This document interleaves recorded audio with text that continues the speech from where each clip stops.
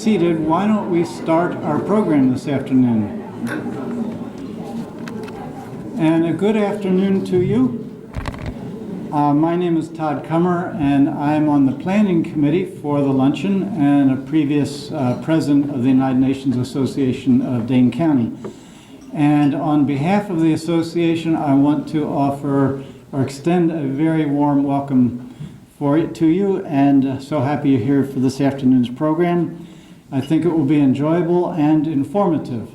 Now, I said the afternoon. If indeed there are some serious Packer fans in the audience, I don't know, you will be out of here in time to go see the Packer game, so no need for nervousness about that. We checked very carefully on the time of the game and all that. You know that's important in Wisconsin. If anybody is having trouble hearing me or other speakers, there are hearing assisted devices over there at this end of those tables. Kate is pointing to them right over there.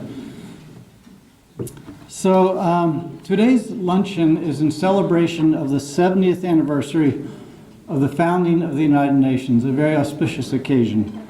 And the conference that created the United Nations in 1945, following two horrific wars, developed a structure for a new international organization that was, in the words of the Charter, and I quote here, to save succeeding generations from the scourge of war, to reaffirm faith in fundamental human rights, to establish conditions under which justice and respect for the obligations arising from treaties and other sources of international law can be maintained, and to promote social progress and better standards of life in larger freedom, end quote. Additionally, there were two other important objectives described in the Charter. First, respecting the principles of equal rights and self-determination of all peoples, and second, international cooperation in solving economic, social, cultural, and humanitarian problems around the world.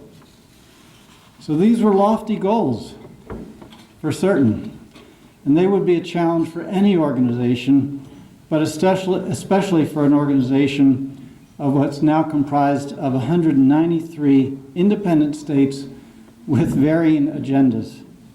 But that's how we achieve great things, by having lofty goals. And the UN has had lofty goals and will continue, and I think they will continue to achieve great things. And one of those things I want to highlight about the United Nations work today, which I believe is a shining example of something they do right, that's caring for refugees. When Antonio Guterres, the current head of UNHCR, the UN Refugee Agency, assumed his position 10 years ago, and he's stepping down from that position the end of this year, there were 38 million refugees, asylum seekers, and internally displaced persons, and the number was falling. That's 10 years ago. Today, there are more than 60 million refugees, asylum seekers, and internally displaced persons worldwide as a result of conflict and persecution. So just at the time they thought the number was going down, it started going up and has continued since, and as you know today, it's continuing. UNHCR expects to receive just 47% of the funding it needs this year. Same thing, the World Food Program, which feeds a lot of people in refugee camps. Some of you may have heard the piece on NPR this morning, how their funding is totally inadequate to serve the needs of hungry people in refugee camps throughout the world, really. In spite of the shortfall in funding, UNHCR, the World Food Program, and many NGOs, and there's a long list of them doing work out there, persevere in providing the minimum requirements of core protection and life-saving assistance to preserve the human dignity of the people they care for each day. As Mr. Gutierrez said, and it's on the quote is on page 2 of your program. I need page 2 myself. Oh, there we are. We can't deter people from fleeing for their lives. They will come. The choice we have is how well we manage their arrival and how humanely. I think that's well put. And I've noticed now to meet the funding shortfall, some are resorting to Kickstarter on social media with the goal of raising $4 billion over social media, total change from what it's been in the past. So I would urge you to contact your legislators, encourage them to support the continued and increased contribution by the United States government to UN agencies to care for refugees. I'd now like to read a proclamation from our county executive, Joe Parisi, who was unable to be here today, but he did send us a proclamation. Whereas the United Nations was founded in 1945, and the anniversary of the day the UN Charter came into force is observed each year on October 24, and whereas the United Nations promotes peace and security, development, democracy, economic prosperity, global health, and human rights around the world, and is vital now more than ever. And whereas the United Nations Development Program works to reduce poverty and strengthen economic development, and whereas the United Nations peacekeeping operations support peace agreements, facilitate humanitarian efforts, trains police, and creates conditions for political reconciliation and elections. And whereas the United Nations Children's Fund, UNICEF, supplies vaccines to children throughout the world, and with the World Health Organization has been responsible for increasing the rate of vaccinations for preventable diseases worldwide. And whereas many citizens throughout Wisconsin participate in chapters of the United Nations Association, the Model UN events, or study the United Nations in high school and college or university courses. Now therefore, I, Joe Parisi, County Executive of Dane County, officially proclaim October 24th, 2015 as United Nations Day in Dane County. Signed by Joe Parisi.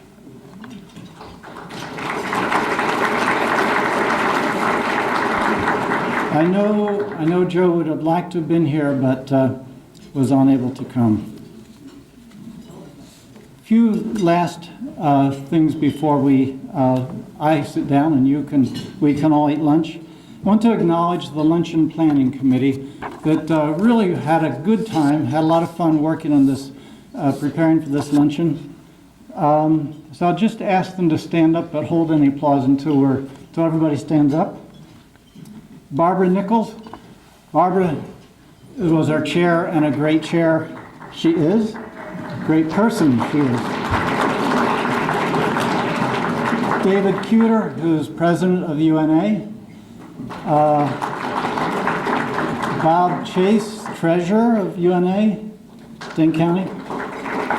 Myself. Judy Miner, Sarah Ripp, Dave Van Runyon, and Jesus Del Toro. Jesus, there he is. And he's our intern and did a fabulous job. And there's one other person not on the list.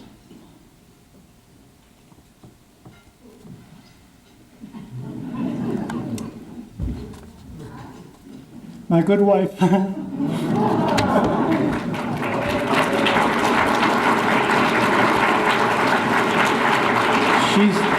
She wasn't a member, but she produced all of our graphics. And I know how many hours she'd spent. Sorry. One gets emotional about their family members. Sometimes they do great things. So are there other, and I know there's some other UNA board members in the room. Mary Rathbun. I'm not sure what other board members are here. Oh, Helen Finley. Am I missing some others? Sarah Fryer. Someone, maybe there she is, up back there. And John Quinlan, an ex officio member of the board. Pardon me? Bing. Oh, Bing, yes, Bing, who's our secretary. So, okay.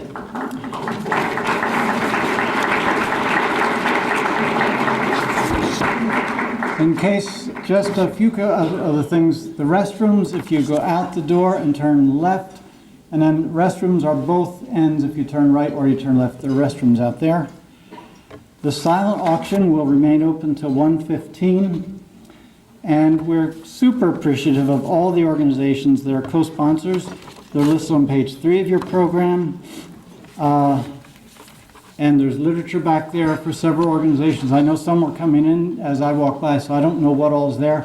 I know the Return Peace Corps volunteer of Wisconsin-Madison has a large display, and it's your opportunity to buy the annual calendar for 2016. This is a great calendar, just chock full of information, not to mention the beautiful photos. It's like an encyclopedia, so they can be purchased as well as other things from our RPCV. And I know there's catalogs from Serve with some coupons, and there's lots of other literature. Please take a look at some point. And last but not least, UNA membership. There's a membership card on the table. Please, we hope you'll become a member of UNA, and I think that's it. Students are free. So students in the room should sign up because it's free. Probably one of the few things and last thing you'll get free in life. Free membership to UNA. So with that, let's enjoy our lunch and enjoy the good company around you.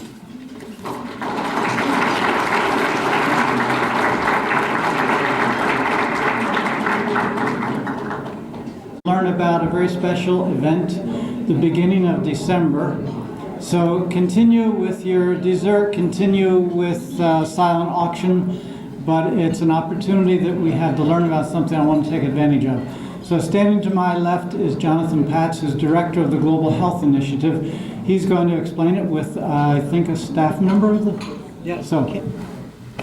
With Kim Santiago, who is in charge of international alumni, but now she works for our Global Health Institute.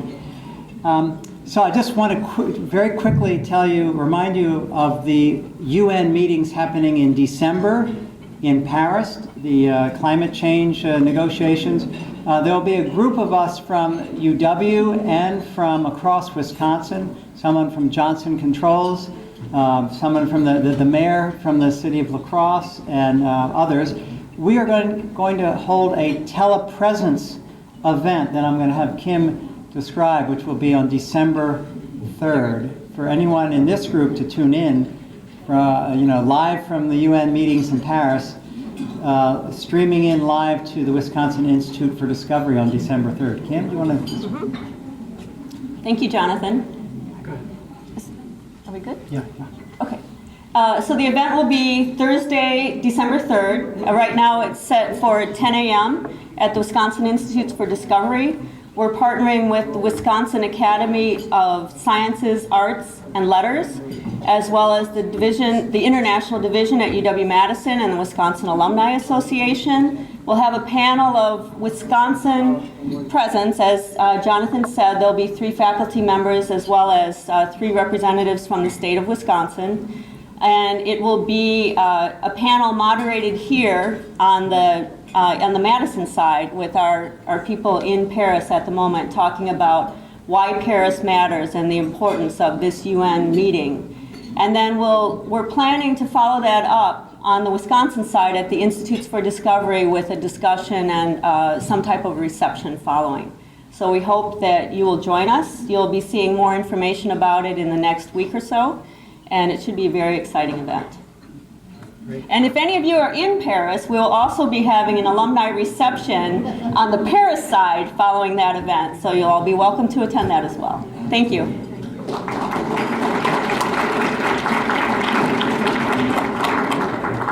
It's a great opportunity for us to be a part of.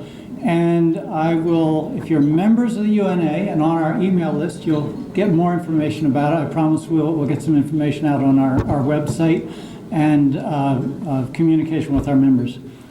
So why don't we start after the rest of the program. And I'd first, as part of our afternoon here, I'd like to acknowledge the students in our audience. We have a lot of students from various places in the city, and I just think it's wonderful that students are coming and interested in the United Nations, and let's face it, that's our future. So I I know there's a contingent from Monona Grove High School. Would they stand up? Great.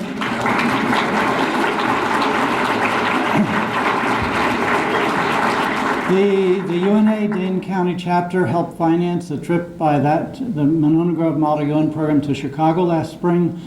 And after they came back, they presented at our June meeting. And I'll tell you, I've never seen a group of high school students so enthused about their public school and what they're doing in their public school with their Model UN program as that group was. So we're very happy that we could help facilitate them going to that conference in Chicago. The Alpha Kappa Alpha sorority, there are a couple students here from that sorority from the UW, I think. Stand up, whoever.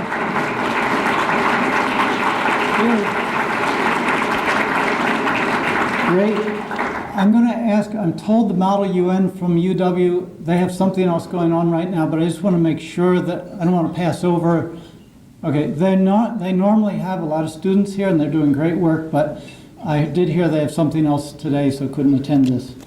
The African Studies program, students from African Studies program, I think there are some here. Yay. Okay. Students from International Studies. Any students? There, yay, okay. And students from the Latin American, Caribbean, and Iberian Studies program. I think, stand up, stand up. Well, we're very happy all the students could come, and don't forget, membership in UNA is free. It's back there. And for others, it's $25. The first year, $40 thereafter. And for, if you feel you can't afford the $40, it's $25 after the first year. Pardon me? Oh, Edgewood, thank you. I have, they're on my sheet and I passed over. I'm sorry, Edgewood. Stand up, Edgewood students. Yay. Oh.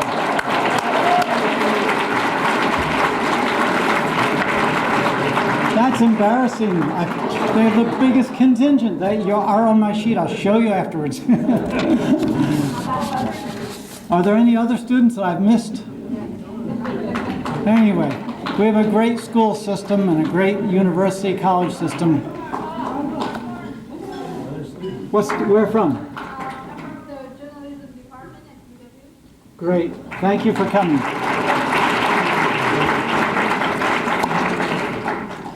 Okay.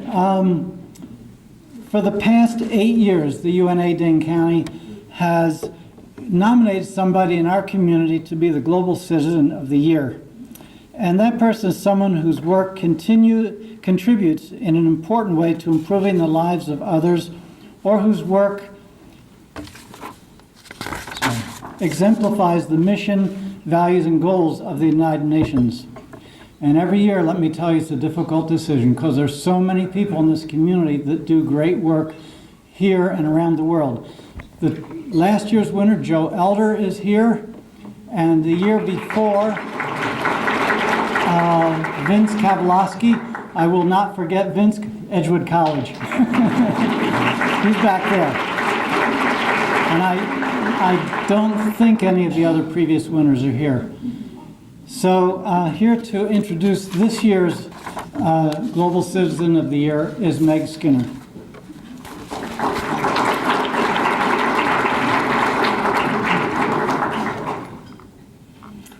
I am honored to introduce the 2015 Global Citizen of Dane County chapter of the UNA USA, Cecilia Zarate-Laon, Program Director of the Columbia Support Network.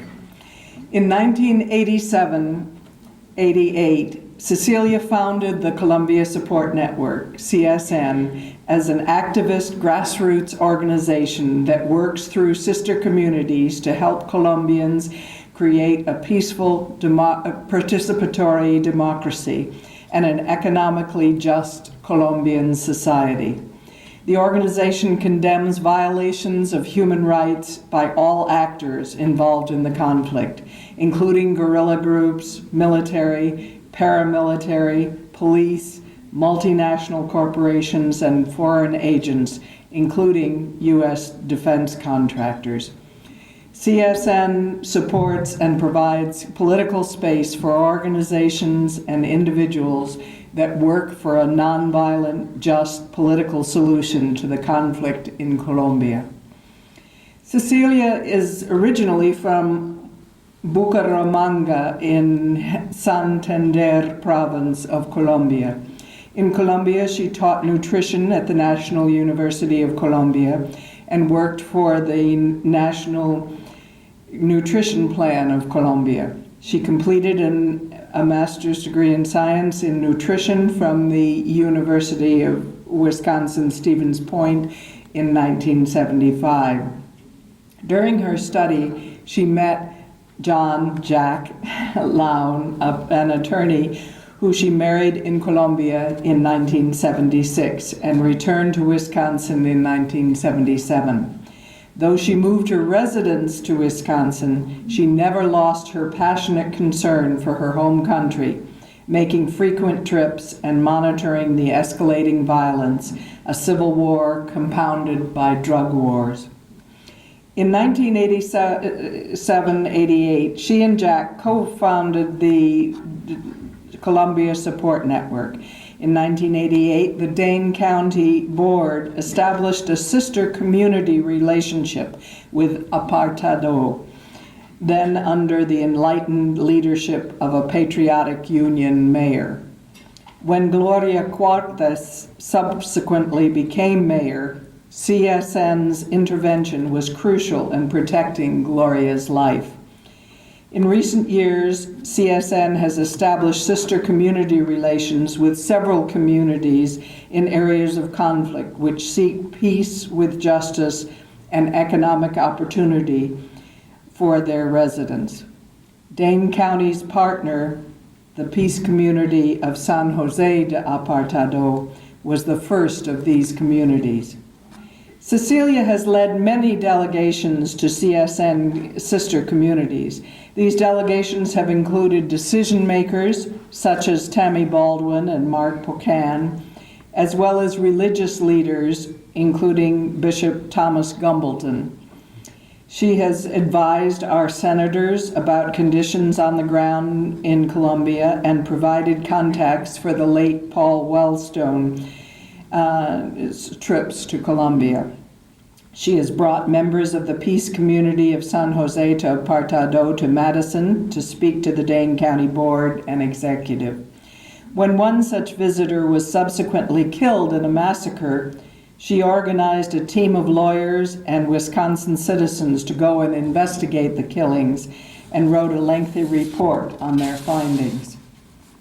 From July 16th to 30th of this year, the latest delegation, led by Jack Lange, but planned by Cecilia, visited communities near her hometown of Bucaramanga and the mining town of Marmato to investigate the impact of proposed multinational mines on water production in the area. The 9-person delegation also visited the indigenous community of the Kamcha in the Sibondoy Valley of Putumayo province, whose ecological balance is threatened by the proposed construction of a trans-Amazon highway and related mining plans. Cecilia closely monitors news from Colombia and sends out urgent action bulletins regarding human rights violations, including massacres, kidnappings, and other political violence. She coordinates the work of CSN chapters in New York State and Kansas City and maintains contact with supporters in Minneapolis, Buffalo, Austin, Texas, and Portland, Oregon, among other cities. She has documented brutality committed by Colombians trained at the School of the Americas, where Colombian military officers have also trained others. She has spoken on Colombia throughout the country, including the University of Colorado at Boulder, the Michigan Coalition for Human Rights, and the School of America's Watch gatherings. She has worked with union leaders in the United States to highlight the plight of labor leaders in Colombia who have been killed at a higher rate than anywhere else in the world. In the past, she has served on the Latin American Committee for the American Friends Service Committee and on the National Board of WILPF, representing a voice for peace in Colombia. In this 60th anniversary year of the Declaration of Human Rights, it is long overdue that we honor a woman who has devoted the past 28 years of her life to the cause of human rights in one of the most volatile countries of the world. On a shoestring budget, Cecilia has provided community-saving support to rural communities throughout Colombia, has informed policymakers, religious journalists, and labor leaders of conditions on the ground, and initiated and maintained one of the first websites for progressive causes. She successfully nominated the community of San Jose de Apartado for the Pfeiffer Peace Prize of the Fellowship of Reconciliation, and provided documentation for the nomination by AFSC of the Committee for the Nobel of the Community of San Jose for the Nobel Peace Prize. But it is high time that Cecilia Zarate Laon herself receives recognition for her efforts. Without further ado, I present to you Cecilia Zarate Laon, Dane County, UNA, USA's Global Citizen of the Year.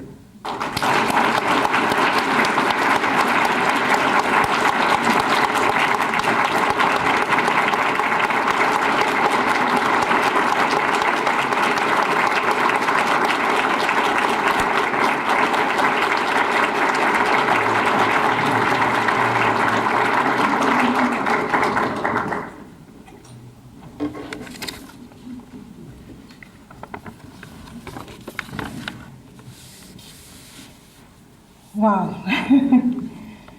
I just don't have words to express how grateful I am. But I would like to thank you, the Dane County United Nations Association, for this great honor that you have bestowed upon me with the Global Citizen of the Year Award. I received this award not just for myself.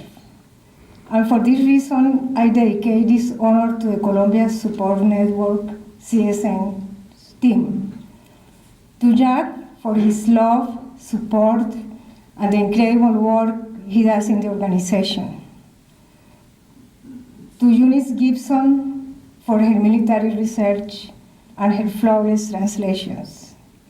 And for the other members of the CSN board, like Conrad Weifenbach, Craig Werling, Hope Haig, Dolores Grain, and Stephen Brain for their remarkable contributions and interests for human rights in Colombia. To Mark Pocan and Tammy Baldwin, because since they were young politicians starting their careers, they have been close to our organization. To the Latin American, Caribbean, and Iberian Studies Department of the University of Wisconsin, that has accompanied and supported us from the very beginning. To our many remarkable interns. To our rural communities in Colombia, especially our sister communities of San Jose de Apartado, the Movimiento Campesino Cajibío, the mining communities of Marmato and Santurban, and the Kamcha and the Inca indigenous communities in the Putumayo. These indigenous communities have taught us about the Trans-Amazon Highway, a part of which is being built through their lands and will, if built, join the Atlantic coast of Brazil to the Pacific coast of Colombia. This road will very likely destroy the Amazon rainforest as we know it. To my friends, Ilse and Rudy Hecht, Steve and Angeliki Kellner, Tim and Rita Kell for their love and accompaniment. to Meg Skinner and David Newby for their friendship and continuous support, to Tom Link and Carol Sonberg for their generosity towards CSN,